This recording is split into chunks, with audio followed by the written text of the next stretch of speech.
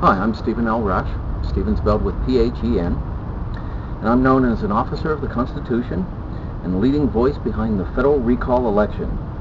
I'm presently standing right outside the San Bernardino County Registrar of Voters, today, December 14th, 1 month before the federal recall election that has been ordered by will of the people and Constitution. I'll be taking questions later, but let me first take a moment to point out the legal process that got us here before I share what elements have shifted. Like a precision-cut jigsaw puzzle, civil liberties have been carefully dissolved and dissected. The Patriot Act, DARPA, NDAA expand resources for national defense with very vague language. HIPAA, SOPA, FISA expand spying on citizens with broad application. ATDP, NSSC, and GRABF, which is also known as the Federal Restricted Buildings and Grounds Improvements Act, place unheard of restrictions on free speech and protests. Each of these expanded governmental powers by eroding civil liberties a little bit at a time, and together form Big Brother enforcement of what is martial law. Supreme Court decisions on cases such as Citizens United and the Voting Rights Act, attempts at state secession, along with other legislation, like the Trans-Pacific Partnership Free Trade Agreement, currently under negotiation, seek to expand corporate powers by overstepping environmental regulations, civil protections, and oversight. These violate 11 clauses of the Articles and 9 amendments of the Constitution and amount to corporate overthrow of our democracy. It is the same as having an American flag without the blue to represent the sea of people, or the stars to represent the guiding light of states' laws.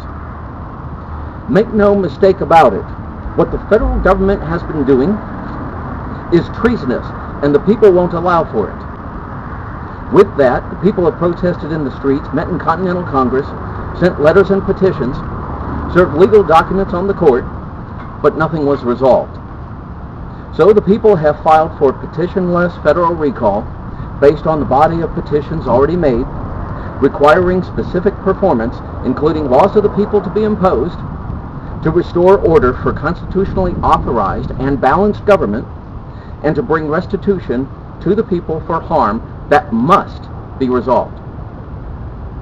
Now, because the people have the First Amendment right to petition for resolution of their grievances, and the federal government then cannot refuse the will of the people, yet they have.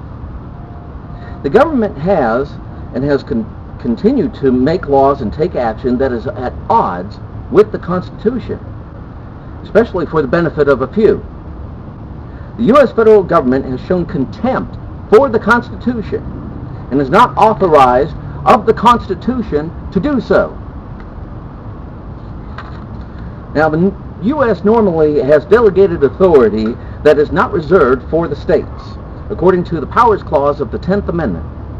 The 10th Amendment also says the people have whatever powers the government does not, especially whenever needed to preserve the people and defend the Constitution. So the people have constitutional authority to enforce their rights, redelegate powers of the federal government to the people, rescind laws made to the detriment of the people, and use reserved powers that the people share with the states to hold, enforce, and to keep this election.